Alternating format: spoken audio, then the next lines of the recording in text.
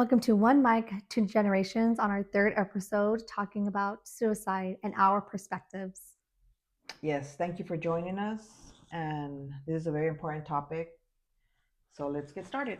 Just being aware of so much that we have learned in these past 5 years,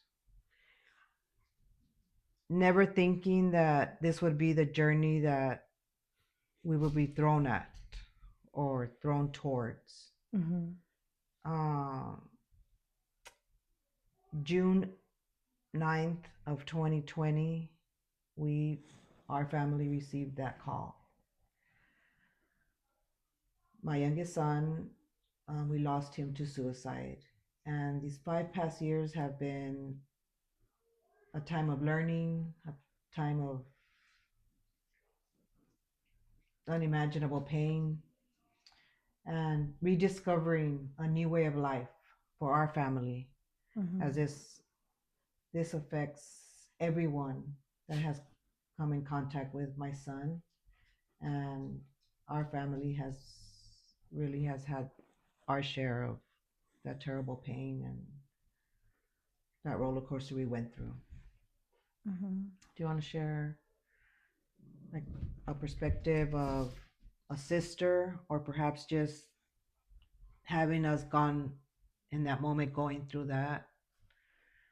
What was that for you, and how did that affect your mental health per se, or just in general? Yeah, I think that definitely took a toll on our family.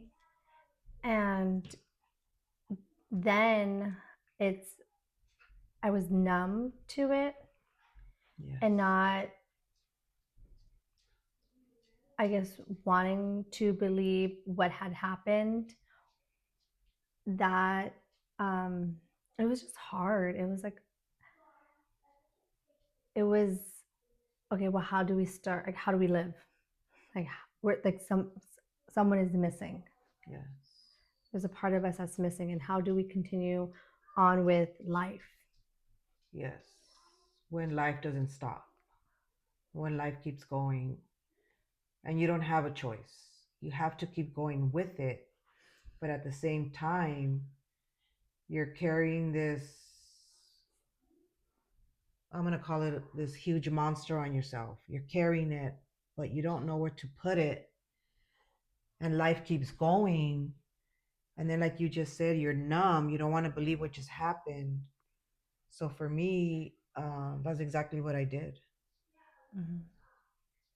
3 weeks after, I was back at work, and It's like you were dissociated. very much so. But Mm-hmm. work was a safe haven for me at that time. I absolutely needed that. I don't know if I would have survived Maybe it kept, had I not yeah, been going to work. maybe it kept you away from like reality of what it felt like to be home. Because when you're home, you just, It's there. it's there. You can't escape. Yeah. You can't escape. But when you're at work, it's different. Your life is over here, right? It's not. Yeah, and This then is. you're occupied Yeah. with doing stuff constantly. Whereas when you're at home, what would you be doing at home? Yeah. Yeah. Absolutely. You'd So be deep in I your, was so grateful for that I was working, and also it was in the midst of COVID, yeah, it was like in the right, in the, yeah. towards the middle, kind of, June of 2020. It had just No, started. no, it happened to, COVID happened in March. Mm-hmm. March, April, May, June. It's like 3 months after. Yeah. So it was right in the craziness of it. So at that time, I don't even know. I didn't even I don't even know about COVID because I was not. I didn't care. I did not wear my mask. I didn't. I think that was like your least, because at the same time you were grieving. Yes. Like, so that didn't even matter. Like, the It, world was like in a chaos, fog. Yes. chaos place, but you were in a place of just, you were grieving. You were Yeah. grieving. You didn't, there's not, when you're grieving, you don't just pause by, okay, let me figure out what's going on in the world. No, like you're in the midst of chaos. Yes. Absolutely. You know? And let me tell you, it's just so for the first 2 years, I didn't want to accept it. I said, no, that there's no way. And my third year, you took me somewhere. You took me to this retreat, or you sent me. Mm-hmm.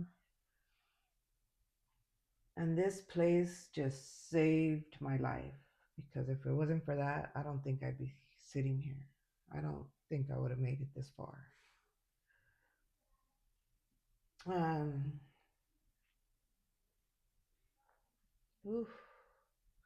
So one day I'm sitting in my kitchen table, just because that's where I would just sit there and wait for the day so I could go pick up the girls from school.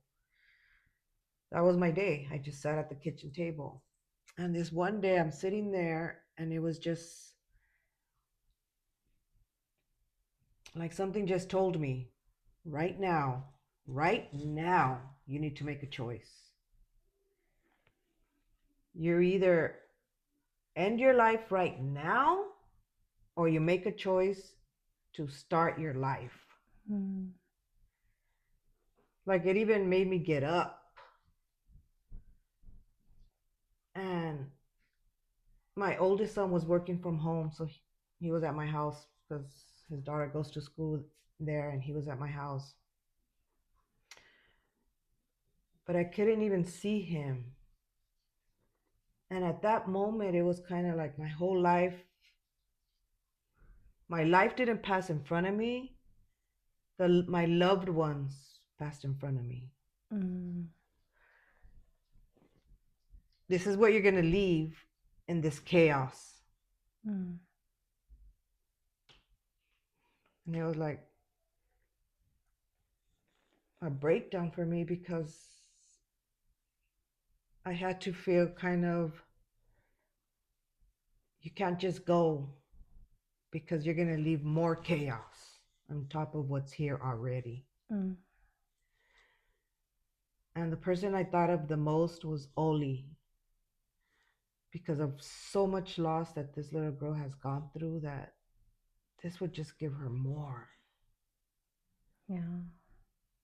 But the crazy thing is that I resented her for that. Mm. I can't leave because of you. Mm. That's crazy.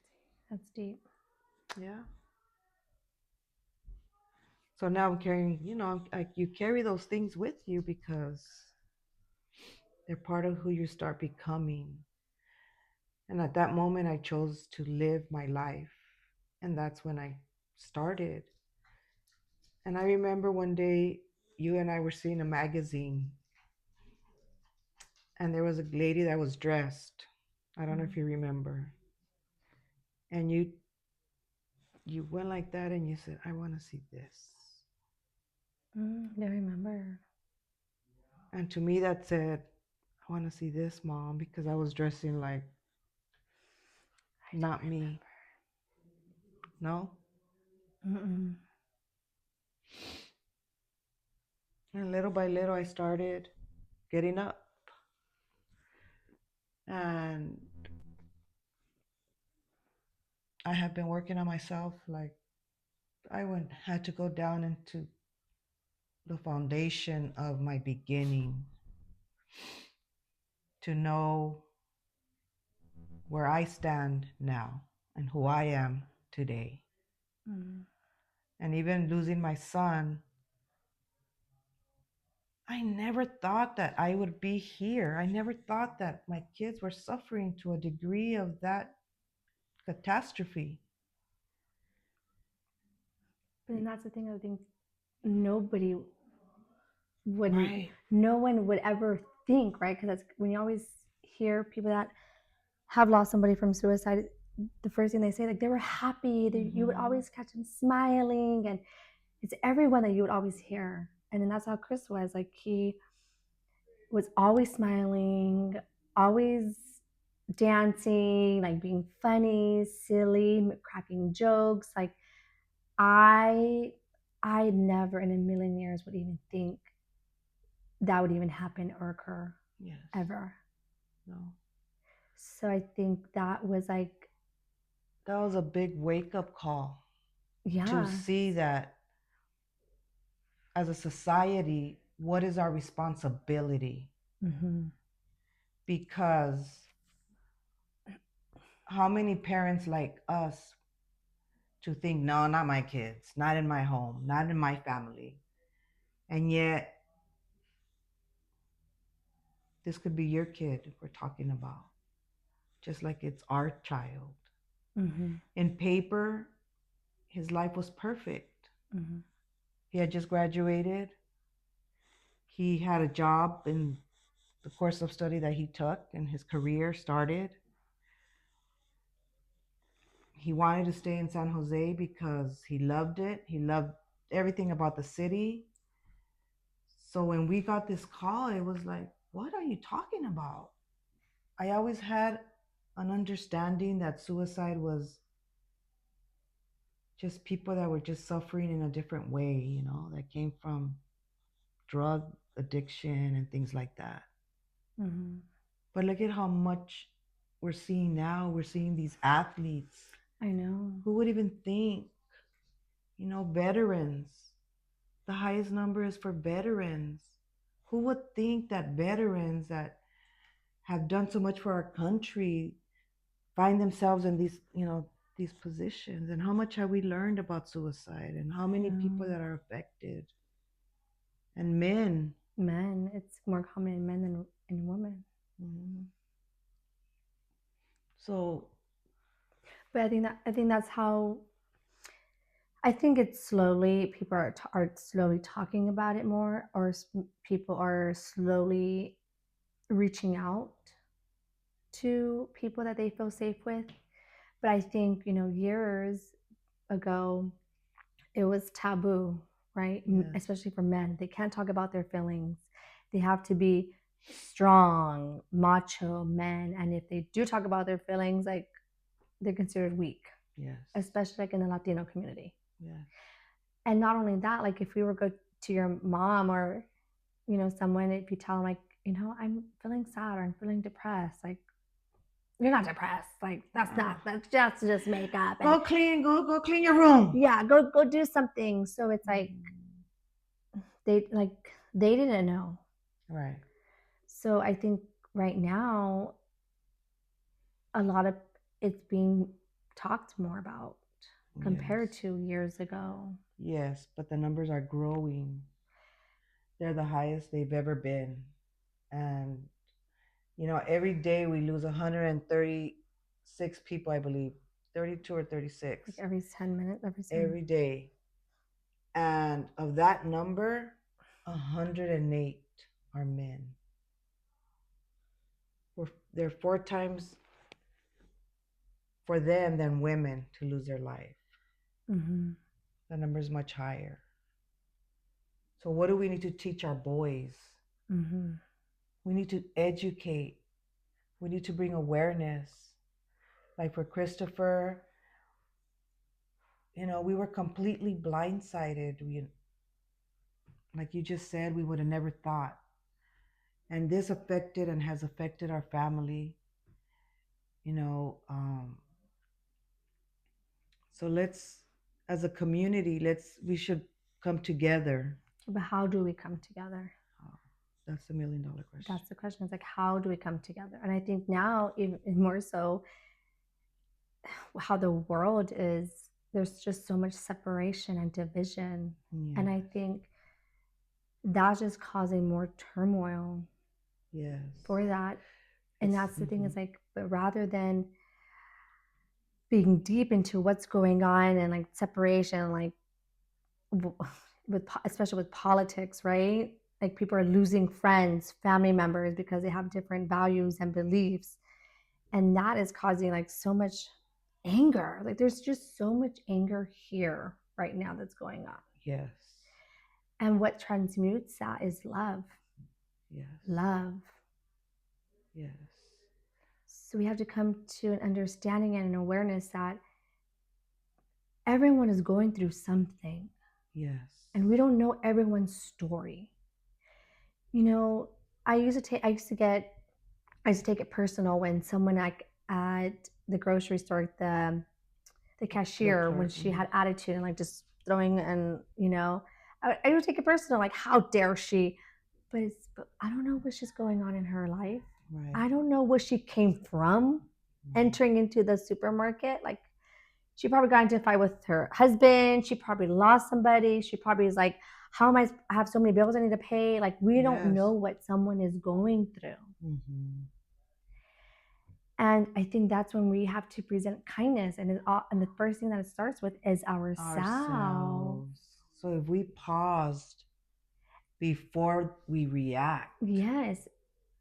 how much of that would, how much, Yeah. love and kindness we would show each other and our children. And our children. And one thing that I read about, suicide is that they don't want their problem solved. The only thing they want is to be heard. Yeah. So when they are venting, for another word, when they are venting, they don't want the other person to solve their problems or like find a solution to their problems. They just want to be heard on what they're going through. Mm-hmm. Like, yeah, that sucks. Like, I'm here for you. Yeah. And a lot of times we don't know how to listen. We don't. And that's what I'm learning now is like, shut up and listen. Be an active listener instead of, oh, there's like this thing. It's like, are you listening to understand or are you listening to react or to respond? To respond.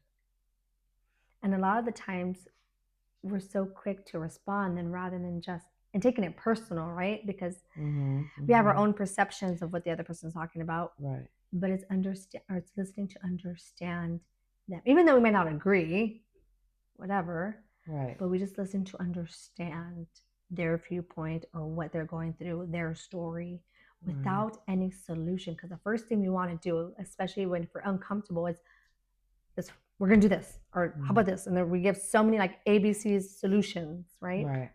But the other person just wants to be understood and acknowledged at the end of the day. Yes. Yes.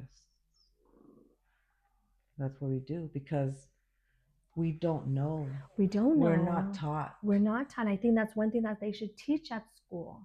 But there should like, I think I have my own viewpoint on like how the school system should be ran and what they should teach our kids, but mental health is one of them. Yes. Like self-care. Yes. How to regulate our nervous system. Yes. There's so many kids that are so anxious. Yes. But on top of that, it's like the pressures of social media and, being on the screen 24/7. Creates so much anxiety. In middle schools, we're having kids with anxiety and panic attacks. Mm-hmm. But not only that, but also the food. Yes, the food affects their bodies and everything. But it was crazy when I heard about. I just have learned so much, and when I heard that these kids in middle school, elementary, is they're having a panic attacks. And what's going on in our society? I don't know. Like for me, like I used to have panic attacks, anxiety attacks, but that was when I was maybe about 21, 22. Yes. So I cannot even imagine being a that little age. kid having an attack when they cannot even understand. Because I couldn't even understand it being 21. Like the first thing I thought, I'm gonna die. Like I'm gonna die. But can you imagine? I cannot imagine a little kid. Okay, but imagine the parents of this little kid. And then they keep going with him to the ER, and the doctors are like, nothing's wrong with him. Nothing's wrong with him. And then what are the parents going to start doing? Hey, come on, stop it. Stop out of it. Yeah, you just want attention. Because that's what we would say. Yeah. As parents that don't understand. 100%. Yeah. So. But I think, I don't know.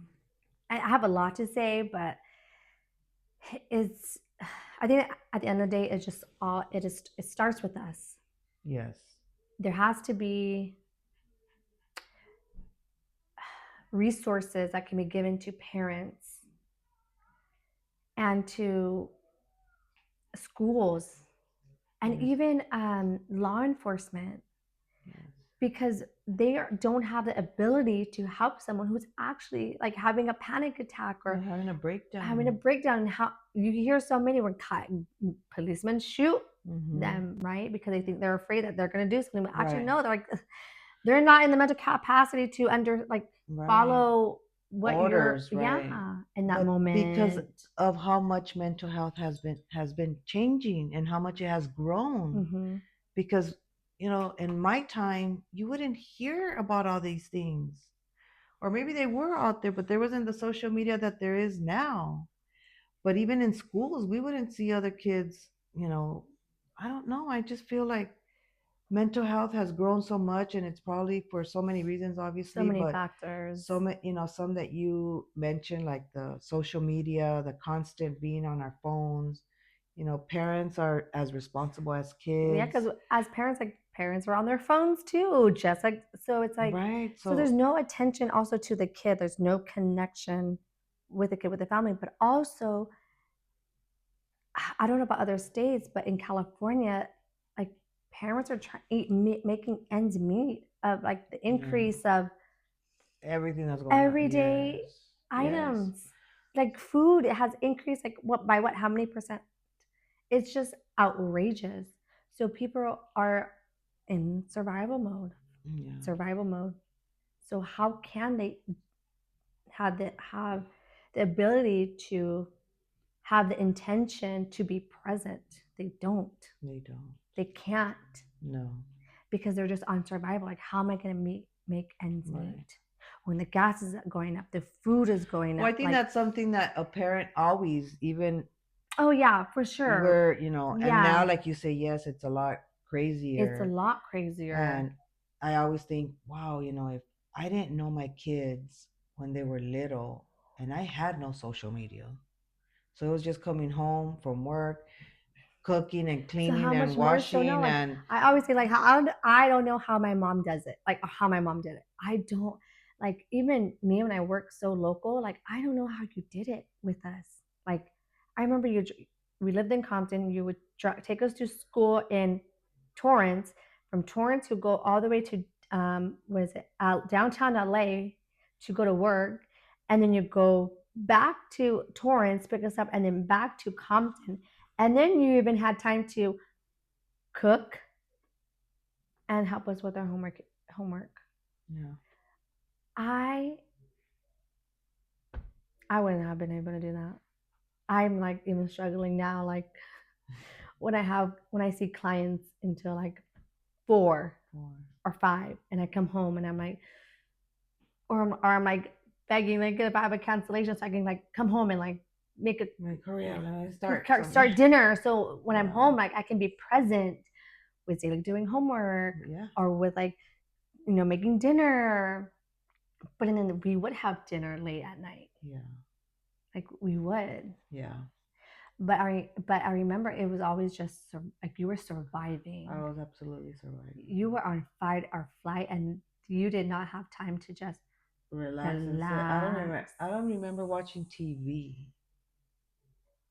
Yeah. Sitting there and say, let me sit down with my kids and watch a Disney movie. No. And that never happened. No. Mm-mm. And then not only that, but do I have the permission to sit down and watch TV when that clothes has to be washed? No, I can't, because I don't have permission.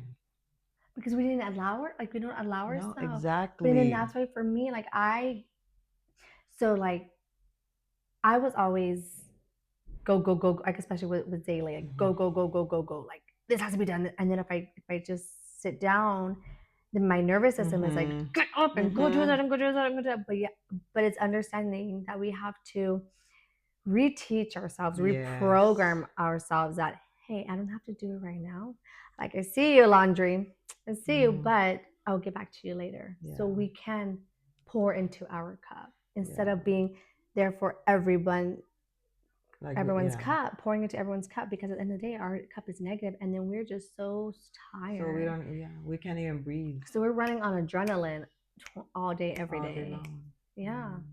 Which is crazy because like as women, we're like the number we are more women diagnosed with an Oh autoimmune yes. more than men because of the survival that we're living through the trauma Through the trauma. that we have been exposed to and the everyday survival. Yes. So it's Yes. more, Women higher risk. yeah, a higher risk in receiving or being diagnosed with an autoimmune, living with an autoimmune Yes. disease. Yes. Because of everything we carry and Everything that everything we we suppress. suppress and we hold on to. Because we don't have time to look at it. No. Because I have to go do the laundry. So how am I going to look at this? It's Yeah. going to take time. But yeah, But we don't even know that we even have this option. No. So like when I gave birth, I didn't give birth, but when I had my C-section with Zaylee, I remember the nurse comes in and I told her, I was like, I want this IV out. And she said, okay, the only way you can get this IV out if you start walking.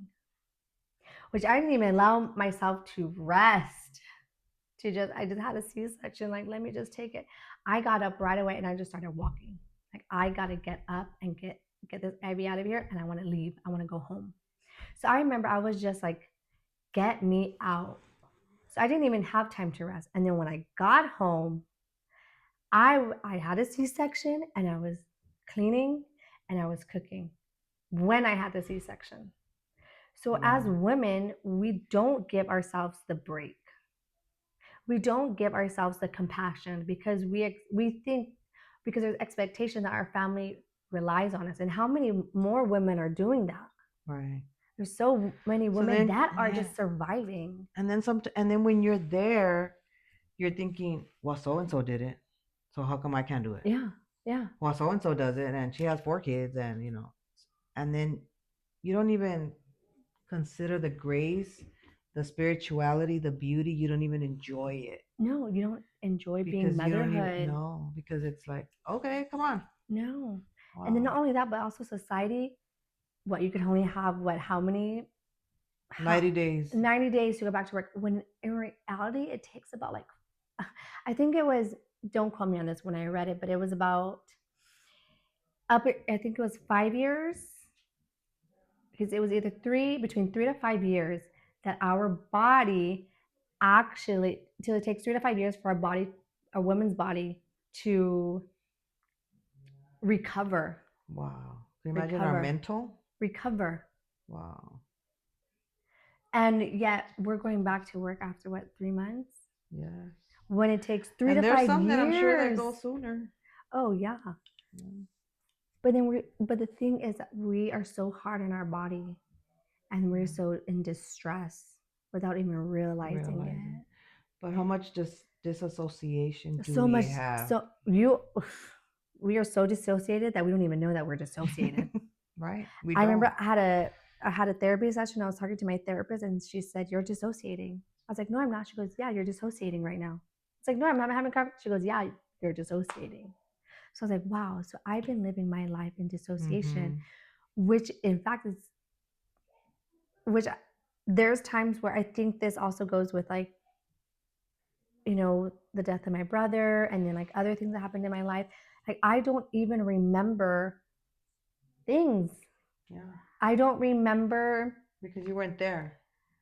I wasn't there. Like the other day, I couldn't even find my car key. And we're looking all over the place. And my key was in my shoe. And I didn't even know. Were you wearing your shoe? No, I took my shoes off. So when I came home, I don't know how my car. So I don't know. So I had to leave again. And then we're looking all over and my key was in my shoe. And I was like, I don't know how that even happened. Right. How? Right. Or I'm having a conversation with a friend or with my partner and they're like, oh, I remember no, I don't remember that conversation. No. But I think it's all it's the trauma.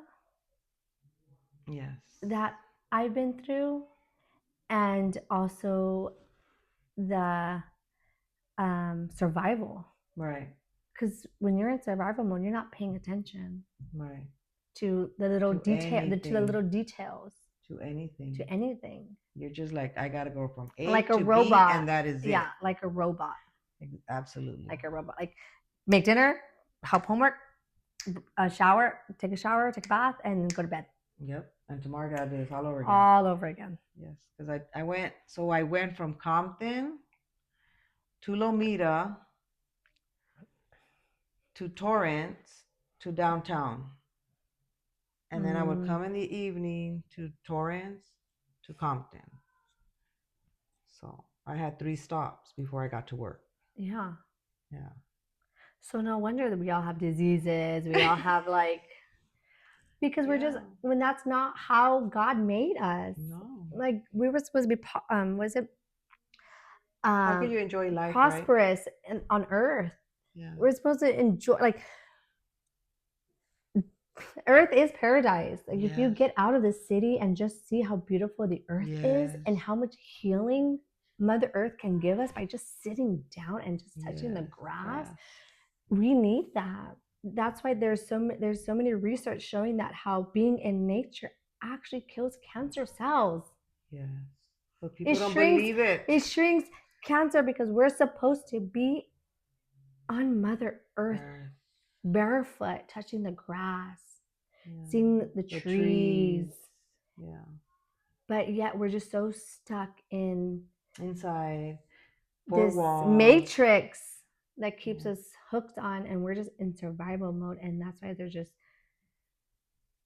so much chaos. But but in that, it all starts with ourselves, breaking the pattern. Taking time and initiative to be intentional. Yes. And also being kind. Yes. Being kind to other people when you're walking by, just smiling. And now I've been making it being very intentional to smile at strangers or say hi to strangers, which I would never do that before because I'm just like, don't look at me, don't talk to me, don't bother me, I gotta go. But you don't know what the other person's going through. Yeah.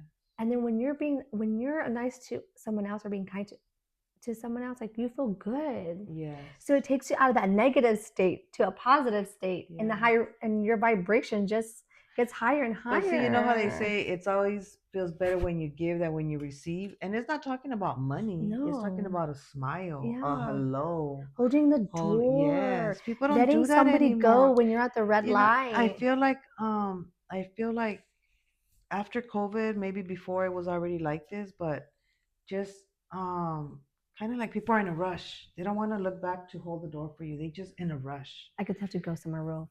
Yeah, like don't get close to me, and then other times you find people that are warmer, that they're like, oh, and they accept your smile or your hello, and they oh, how are you doing, or that can create a conversation, or like you just said, takes you out of whatever you got going on too. Whatever you're, your low frequency into a higher frequency. Yes. Yeah. So at the end of the day, it all starts with us and being kind. And that's how we break the pattern, right? Because love, the only way we can conquer hate is through love. Yes. And that's what it says in the Bible, love thy neighbor. Yes. I don't know what scripture it is, but it says like, love thy neighbor. Yes. And that's how, again, I have my own opinions, but that's how we have to get out of the whole state of anger, hate, defriending somebody because they have a different opinion or a different value with you, or even family members, but understanding like, hey, we can agree to disagree. Yes. Because at the end of the day, we want the same thing. Yeah, but in a different way. And 100%. Yes, we want connection. We want to be part of something. We want to be part of someone's life, know? One thing I always say is that, like, okay, this is my opinion. At the end of the day, politicians do not care about us. So they don't care if you stop talking to me because I have a different, but then who are you going to have behind you? Like, I can understand if somebody disrespects you, I can understand why you're like keeping your distance, but But the reason why you're keeping your distance because they have different value or different belief system, like religion, politics. How does that change That anything? the president's not going to call you like, oh, thank you for doing that for me, or the politician, oh, thank you for doing. No, no one. No one. So at the end of the day, who's going to be by your side? Your family, your friends, the people that have Mhm. been with you. Yes. But I understand that there's time and there's a need where like seasons you have to like Take a little break. take a break or just kind of maybe defriend because you're just like in a different place in your life, but not because, well, I'm gonna stop talking to you because you voted for so and so, or but then where does the connection come into play? Yeah, we're playing the game. We're in our ego. Mm-hmm. All majority of us are all in our ego. Yeah. But we have to be in our heart. Yes. And so that's where it starts. It starts with ourselves and being kind. Not only being kind to other people, but being kind to ourselves. Yes. And that's where it starts. And that's how we can live.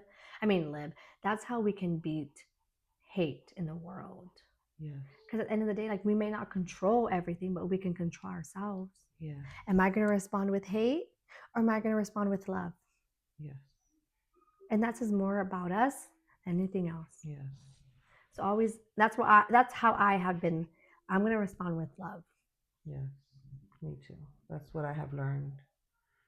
You know, at another. That's what I've learned that through this whole process. I've learned it's about love. It is. That's what it's about, and that's what will change. That is where it change. Yes. Love, compassion. Yes. Compassion for ourselves and for other people, and being a listening ear to other people without giving our 2 cents or without trying to solve the problem, but just listening to understand. Yeah. And I think that's when a lot of people feel like they feel they're alone. They feel that they don't have someone to go to. Yes. But if we're just compassionate and just present kindness to other people. Yes. You don't know what that'll happen. You don't know where that'll go. No, you don't. But not maybe only you just meet a friend that you can have lunch with. Yeah. And maybe you don't know. Yeah. I've seen like so many videos. Some people will record themselves like saying hi to people, and some people, and then they'll strike a small conversation, and it gets deep. Or the other person like, I was thinking about committing suicide today, and because of you, I didn't. Yes. So it's like we don't know. We could be, we can be the other person. Like I was there. I acknowledged them. Mm-hmm. And that's all we want is to understand or to know that we're not alone. Yes. That we have someone. We have someone. Yes. Just to be even just heard for like a quick minute. Yes. I think that's all we want at the end of the day. That's all we want at the end of the day. Mm-hmm. Yes. Yeah. I know this episode, like we started off with suicide, something so deep. Yeah, and then we took into a different route. We went differently, and so we can continue talking about that subject. And yeah, but sometimes maybe it was meant for us to kind of swerve and navigate to a different. But we just sit down and have conversations, and that's what One Mic, Two Generations is about. Yeah, One Mic, Two Generations. Yes, having conversations about our perspective of our lives. Yes, of what we've gone through, what our the raw, the ugly, the beautiful, but just being raw and honest at the end of the day. And what we believe in, and what has worked for us, what we've learned, and here we are.